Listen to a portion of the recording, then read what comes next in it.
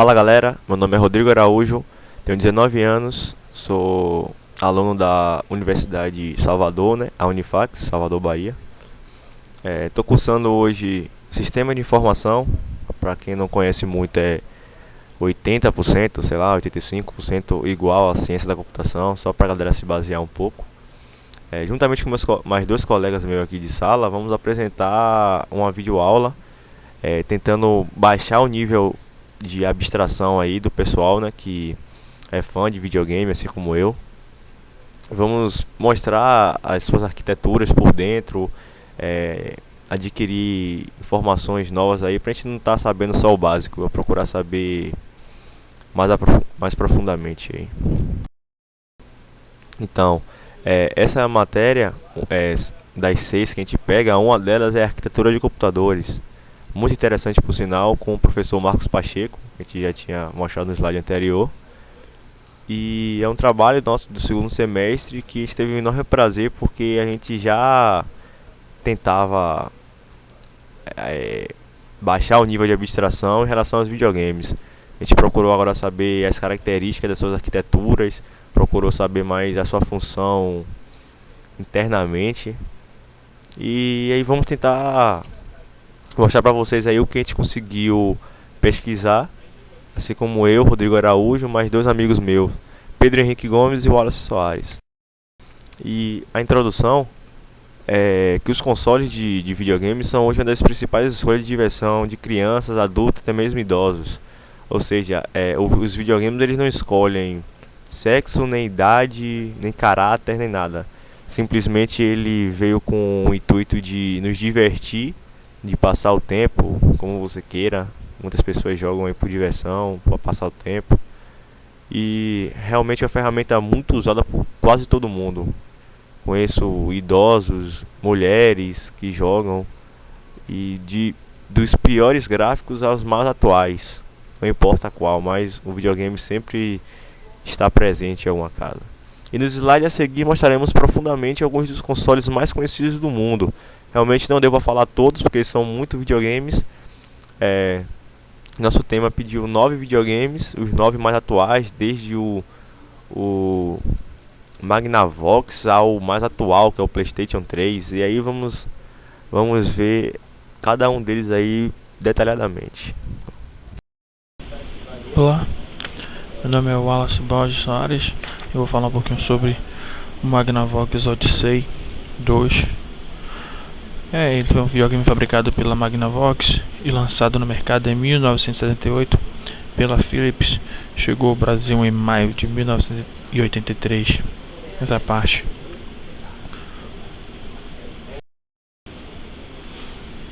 Agora eu vou falar um pouco sobre as características da sua CPU.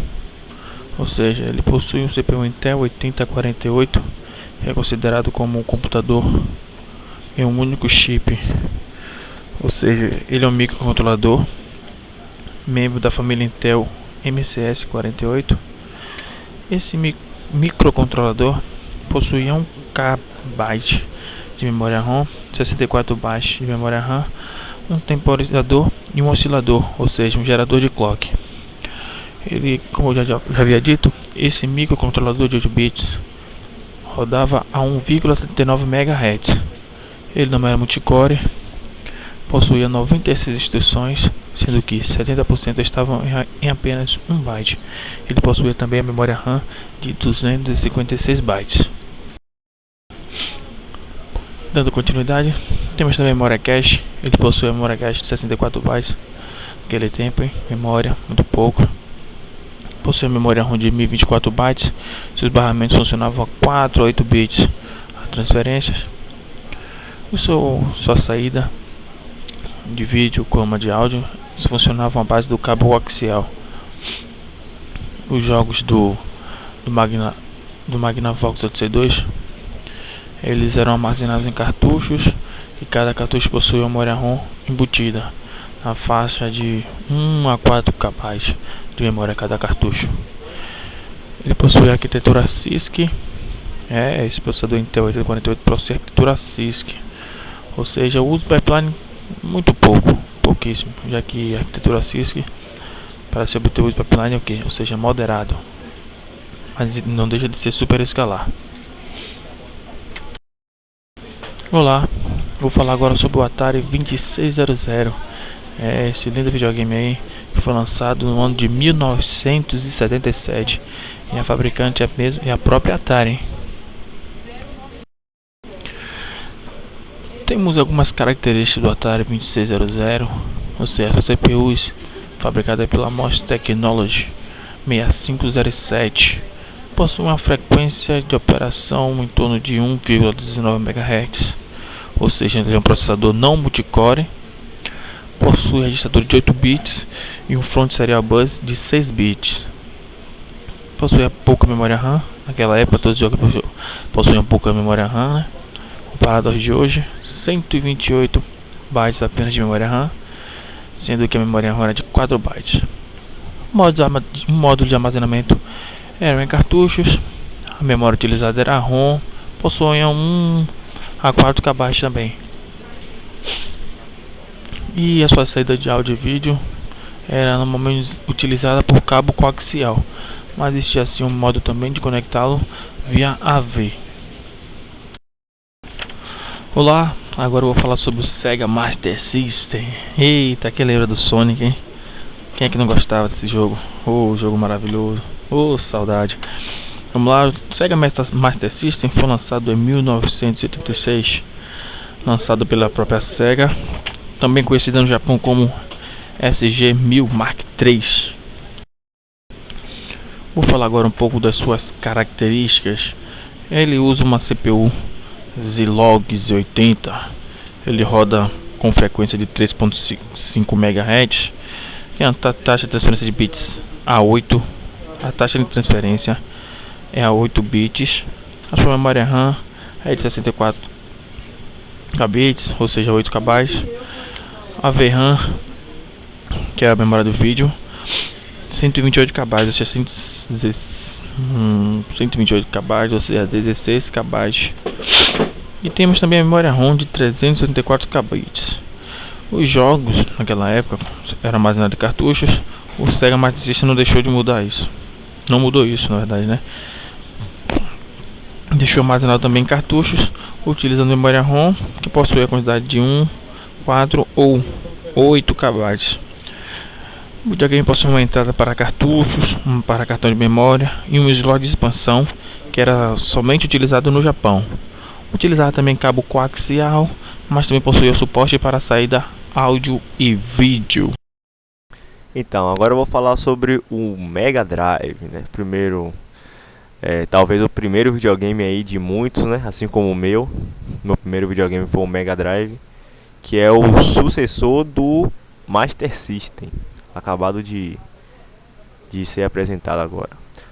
O Sega Mega Drive é um console de videogame que foi lançado em 29 de outubro de 1988 no Japão e um ano depois nos Estados Unidos, e somente na década de 90 que o Mega Drive foi lançado no Brasil, aqui no Brasil. Seu fabricante na época era a Sega. Por que eu falei na época? Porque hoje no Brasil o Mega Drive é produzido pela empresa Tectoy, com novas versões. Não é mais essa versão que vocês estão vendo na foto. A Tectoy que está produzindo agora produz em versões diferentes, em formatos diferentes, com jogos diferentes, enfim. As características do Mega Drive. A mídia usada no Mega Drive são cartuchos. Se vocês podem lembrar, os jogos, né, as fitas, como a gente falava na época, a gente comprava a fita em cartucho e colocava em cima do videogame. Até rolava a onda de assoprar o cartucho para ver se o jogo pega.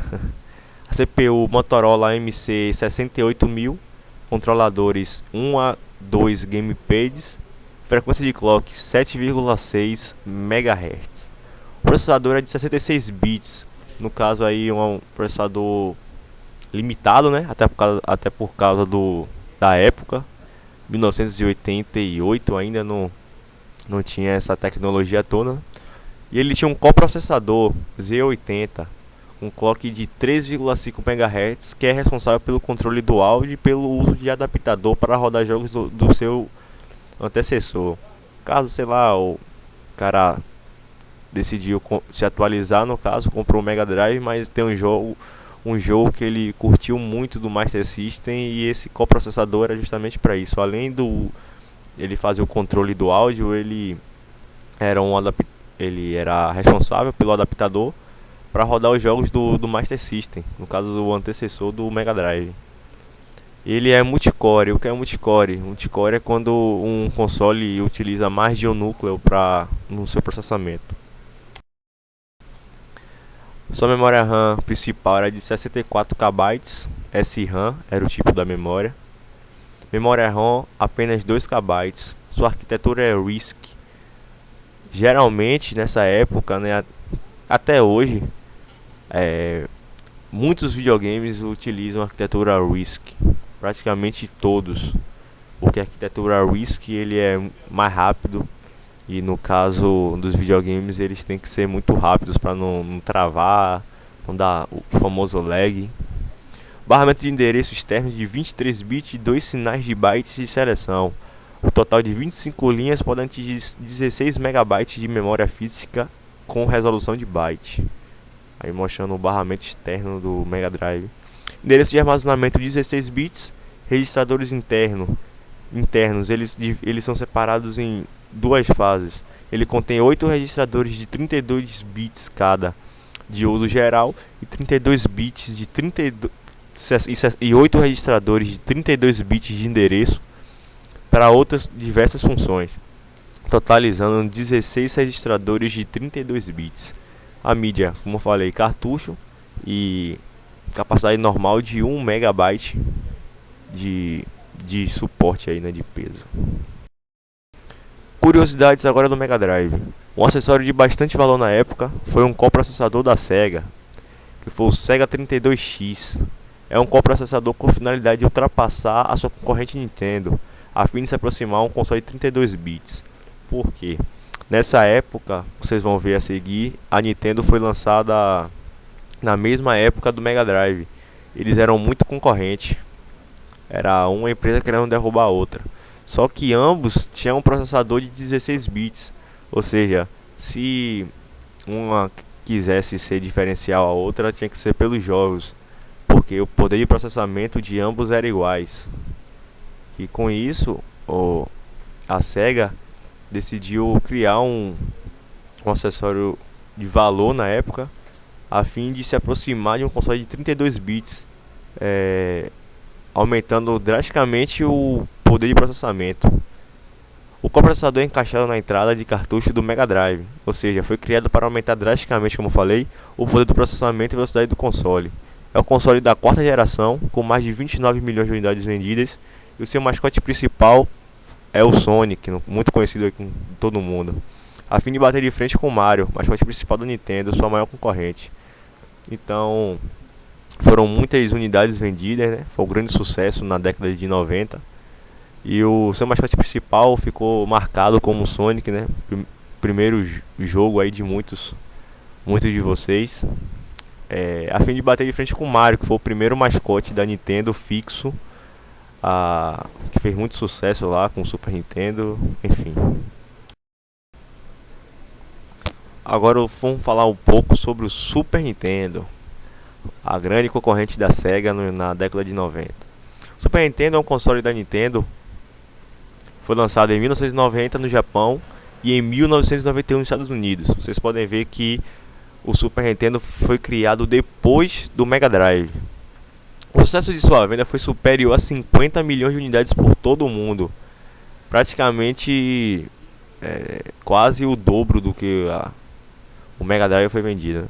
O Super Nintendo foi descontinuado oficialmente em 1999 e foi lançado inicialmente com poucos jogos, porém aceitado surpreendentemente pelos jogadores de plantão, como o principal Super Mario World.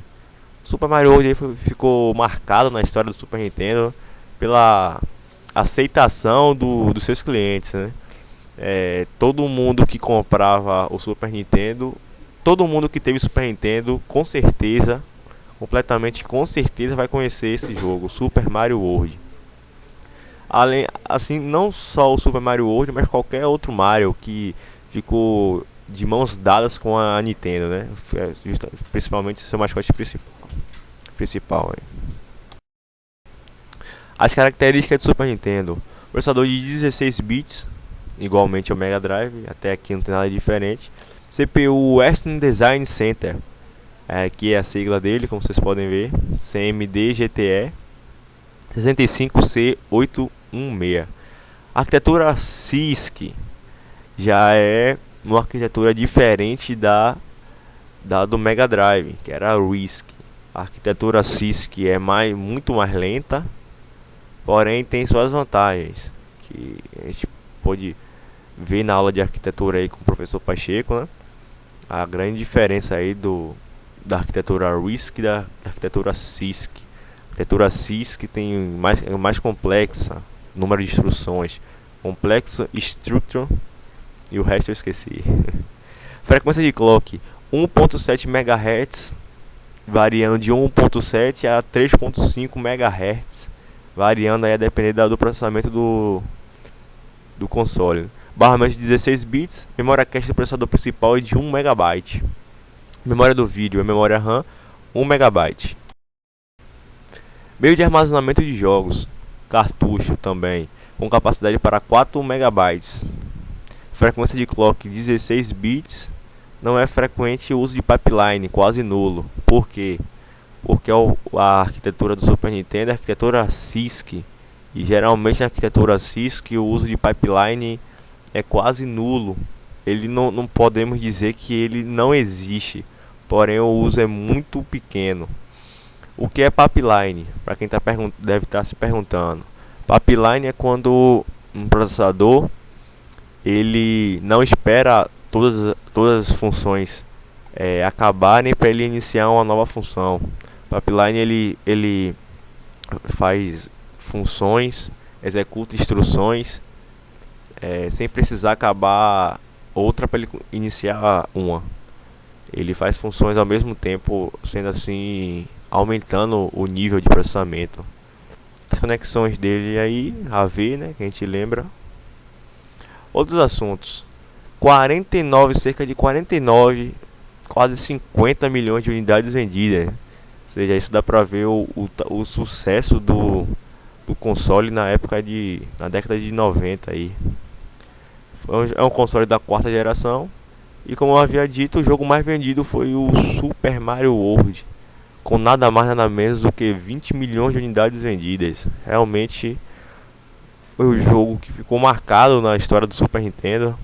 E todo mundo que comprava o videogame já pedia, né, o Super Mario World aí juntamente com o videogame. Que eu lembro que na época eles ofereciam uma fita, né, 2 fitas, não lembro exatamente, mas se fosse uma fita, com certeza esse jogo seria Super Mario World. Não podia faltar.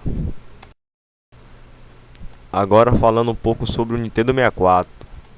Esse aí já foi um pouco mais avançado, né, e com uma interface totalmente diferente, o estilo de jogo diferente, porque ele, para quem não lembra do Nintendo 64, ele tinha capacidade de jogar até 4 pessoas em um só jogo. Ele suportava 4 controles, né? Tinha entrada aí para 4 controles, e para quem realmente joga em grupo, para mim hoje foi até hoje foi o melhor videogame assim jogado para jogar em grupo, entendeu? Você chamar seus amigos, 3 amigos, jogar 4 pessoas em um jogo só é realmente impressionante. O Nintendo 64 é o terceiro videogame criado pela Nintendo. A gente viu que o segundo foi o Super Nintendo. Foi lançado em 23 de junho de 1996 no Japão e contava com apenas 3 títulos de lançamento, no caso Super Mario 64, Wave Race 64 e Pilot Wings 64. Foi o último console doméstico a usar cartuchos. Ele foi o último videogame a manter esse tipo de armazenamento de jogos, né, no caso o cartucho. O Nintendo 64 tinha um hardware muito complexo, o que dificultava a execução dos processadores ao mesmo tempo. Para quem não conhece, hardware significa as peças em si que você pode tocar. Ele está falando as peças dentro do Nintendo 64, o processador, aquela peça que fica toda dentro do console. Aquilo tudo ali é chamado de hardware. Suas características agora. Vocês podem ver que o processador agora é de 64 bits. De 16 já foi para 64 o Nintendo 64. Aqui é o tipo do processamento dele, do processador dele. Silicon Graphics R4 300i. Sua arquitetura é RISC, como eu havia falado, a arquitetura mais rápida, é mais próxima, mais útil para um console, que no caso precisa de muita velocidade para executar seus jogos. Super escalares, sim, efetuam múltiplas instruções ao mesmo tempo. Super escalares são os tipos de processador que executam diversas funções, diversas instruções ao mesmo tempo.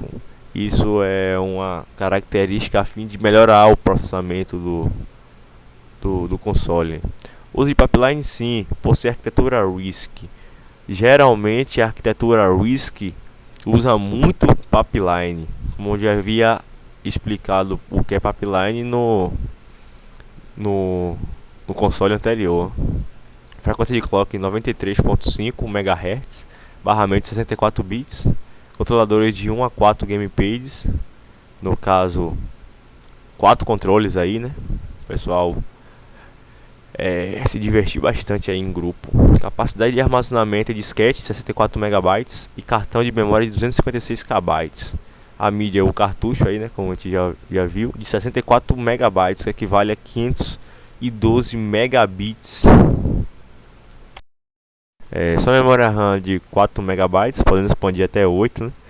Essa expansão aí foi devido a uma memória a mais, né, que a Nintendo decidiu criar a fim de expandir a memória RAM do console. Você podia comprar uma memória de 4 MB também, assim, somando mais 4, totalizando 8 MB aí de memória RAM no console. Memória RAM são os cartuchos citados anteriormente, né, que vocês viram aí, os cartuchos. Processamento 3D 160 MIPS, na época até um poder de processamento 3D bom. Os acessórios, controle pack, para alguns conhecido como memory pack, que é nada mais do que uma memória onde o jogador podia ir salvando o seu progresso de configurações. Você iniciava um jogo, né, e ia passando as fases, e ia chegar um momento que você ter que desligar o computador, o console, e aí você salvava aquele seu progresso, né, nessa memória internamente aí do console. E a Nintendo ela oferecia 256 KB de memória dividida em 123 páginas. Por isso algumas empresas terceirizadas, né, produziam uma memória com maior capacidade, né? Você joga muitos jogos distintos e chega um momento que lotou a memória interna, você poderia comprar um memory pack, né, de uma empresa terceirizada aí, a fim de aumentar a capacidade de armazenamento da memória aí. Porém a Nintendo preferiu utilizar memória interna nos cartuchos, EEPROM, Flash ou SRAM para salvar os progressos. EEPROM, Flash ou SRAM já é mais uns artigos específicos aí do nosso curso, né, que a gente pesquisou muito aí sobre memória flash, os EEPROM, né, que eu esqueci a sigla agora, mas é uma memória volátil. No caso, ela usa eletricidade e pode ser regravada. No caso, se você guardasse, né, um jogo, gravasse um jogo, você poderia apagar aquele jogo se você não fosse precisar mais. Isso aí é mais conhecido como uns termos mais específicos aí do nosso curso. Alô galera, meu nome é Pedro Henrique Gomes e eu vou falar um pouquinho sobre os consoles da 7ª geração. Bom, vou começar a falar sobre o PlayStation 2. O PlayStation 2, também chamado carinhosamente de PS2, foi lançado no Japão em março de 2000 e nos Estados Unidos em outubro do mesmo ano. Ele foi o segundo da marca PlayStation, o sucessor do PlayStation 1, lançado pela Sony Computer Entertainment. Bom, agora vamos falar um pouquinho sobre as características do PS2. A CPU usada neste videogame é a Emotion Engine, que é uma CPU desenvolvida e fabricada pela Sony e a Toshiba especialmente para o PlayStation 2. A arquitetura usada é a arquitetura RISC, que em português significa Conjunto Reduzido de Instruções Computacionais. O PS2 trabalha numa frequência de operação de 300 MHz e tem um processador de 32 bits. Sim, ele é multicore, pois o processador desse videogame tem mais de um núcleo. Possui 32 registradores e é super escalar, além de possuir pipeline. Contém duas entradas para cartão de memória, duas portas USB, porta Firewire, porta internet e entrada AV. A capacidade do cartão de memória é de 8 a 16 MB, o cartão de memória também chamado de Memory Card. O armazenamento de jogos é usado no PS2 é o CD-ROM e o DVD-ROM. Tem memória cache de 4 MB e possui uma memória RAM de 32 MB. Bom, agora eu vou falar um pouco sobre os consoles mais atuais, o Xbox 360 e o PlayStation 3. O Xbox 360 é um console de videogame que foi lançado em novembro de 2005 pela grande empresa Microsoft. Vamos falar um pouquinho sobre as suas características. Possui uma CPU IBM PowerPC, apelidada de Xenon pelos seus arquitetos. É baseada na arquitetura RISC e trabalha na frequência de 3,2 GHz e possui um processador de 64 bits. O processador do Xbox 360 é tri-core. No caso, possui 3 núcleos, ou seja, ele é multicore. Bom, o Xbox 360 tem 128 registradores e possui pipeline, no caso não espera uma instrução acabar para começar outra. Além de ser super escalar, que pode fazer várias instruções ou ações ao mesmo tempo.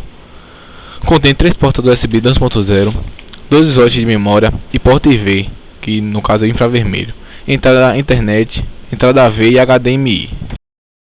Posso fazer mais?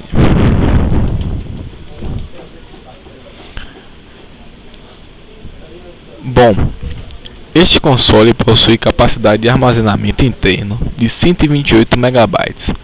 No disco rígido, ele já varia de 20 a 320 GB e no cartão de memória varia de 64 a 512 MB. O meio de armazenamento de jogos usado no Xbox 360 é o DVD-ROM ou no próprio Xbox 360. No caso, ele armazena os jogos no seu disco rígido. Bom, vamos falar agora um pouquinho sobre o PlayStation 3. O PlayStation 3, também conhecido como PS3, foi o terceiro console de videogame da série PlayStation, no caso sucedeu o PlayStation 2, e foi lançado oficialmente na exposição E3 em Los Angeles, na Califórnia, no ano de 2005, pela Sony. Bom, agora eu falo um pouquinho sobre as características do PS3. O núcleo de processamento do PS3 leva o nome de Cell e foi desenvolvido por uma parceria da Sony com a Toshiba e a IBM.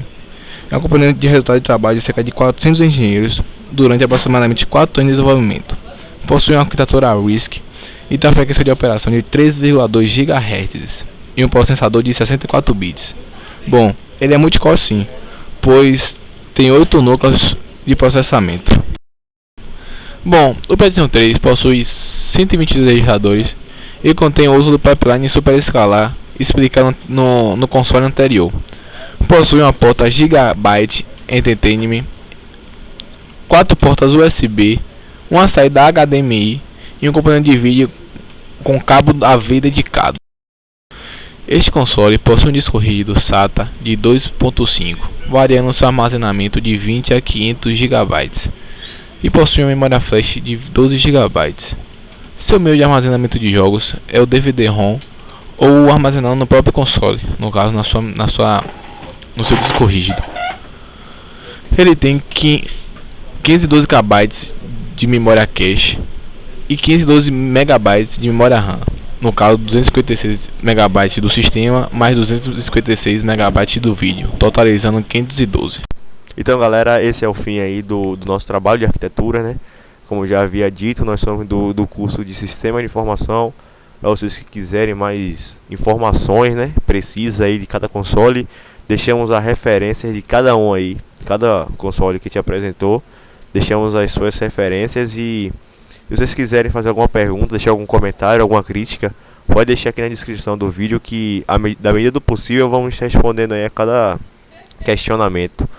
E se vocês se interessarem pela área aí, vocês vão poder se aprofundar aí e a gente vai respondendo as perguntas, as dúvidas que não foram tiradas a partir dos slides. Forte abraço para todos e até a próxima.